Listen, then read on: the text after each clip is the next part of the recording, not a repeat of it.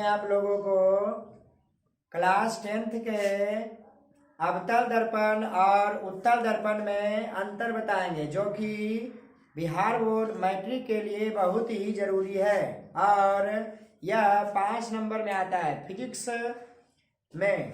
उसके बाद यह VVI क्वेश्चन है, उत्तल दर्पण और अवतल दर्पण में अंतर लिखें।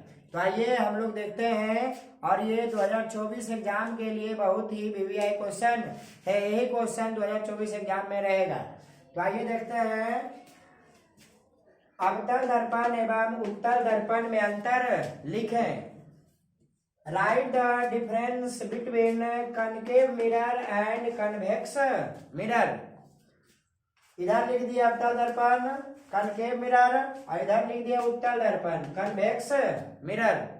तो उत्तल दर्पण और अवतल दर्पण में हम अंतर बताते हैं, ध्यान दीजिएगा आप लोग। पहला अंतर है अवतल दर्पण में, अवतल दर्पण की परावर्तक सतह धंसी रहती है। तो देखिए अवतल दर्पण इस प्रकार से बनता है, इस प्रकार से बनता है ऐसे। इसका देखिए परावर्तक सतह जो देखने वाला रहता है, परावर्तक सतह धंसा हुआ रहता है, इसी को बोलते हैं अवतल दर्पण। तो अवतल दर्पण की परावर्तक सतह धंसी रहती है। उत्तल दर्पण में देखते हैं, उत्तल दर्पण की परावर्तक सतह उभरी हुई रहती है। तो देखिए उत्तल दर्पण इस प्रकार से बनता है। देखिए ये हमारा क्या हो गया, उत्तल दर्पण। देखिए इसका जो परावर्तक सतह है उभरा हुआ, उठा हुआ है। तो उत्तल दर्पण की परावर्तक सतह उभरी हुई रहती है, ये पहला अंतर हो गया। दूसरा अंतर अवतल दर्पण में, अवतल दर्पण का फोकस वास्तविक होता है, अवतल दर्पण का फोकस वास्तविक होता है। उत्तल दर्पण में दूसरा अंतर है, उत्तल दर्पण का फोकस काल्पनिक होता है। उत्तल दर्पण का फोकस क्या होता है, काल्पनिक। तीसरा अंतर है, अवतल दर्पण वास्तविक एवं काल्पनिक दोनों प्रकार के प्रतिबिंब का निर्माण करता है।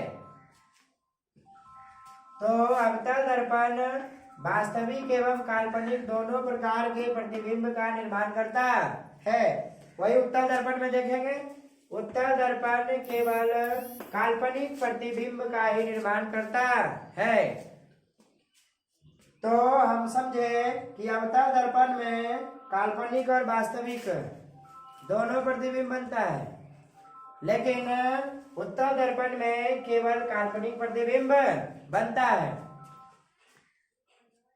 चौथा अंतर है, अवतल दर्पण द्वारा बना प्रतिबिंब वस्तु के आकार से बड़ा या छोटा या बराबर होता है।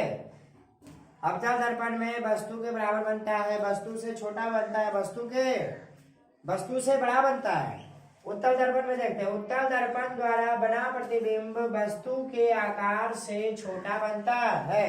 जो उत्तल दर्पण में प्रतिबिंब बनेगा वस्तु के आकार से छोटा बनेगा, और अवतल दर्पण में वस्तु का जो आकार रहेगा उससे बड़ा भी बनता है, या छोटा या बराबर बनता है। पांचवा अंतर है अवतल दर्पण में, अवतल दर्पण को अभिसारी दर्पण भी कहते हैं, इसे अभिसारी दर्पण कहते हैं, और उत्तल दर्पण को अपसारी दर्पण कहते हैं, इसे अपसारी दर्पण कहते हैं। तो ये हमारे 2024 एग्जाम के लिए बहुत ही महत्वपूर्ण क्वेश्चन है, तो आप लोग विशेष ध्यान दीजिएगा। यदि वीडियो अच्छा लगा तो लाइक, सब्सक्राइब एंड शेयर जरूर करें। जय हिंद, जय भारत।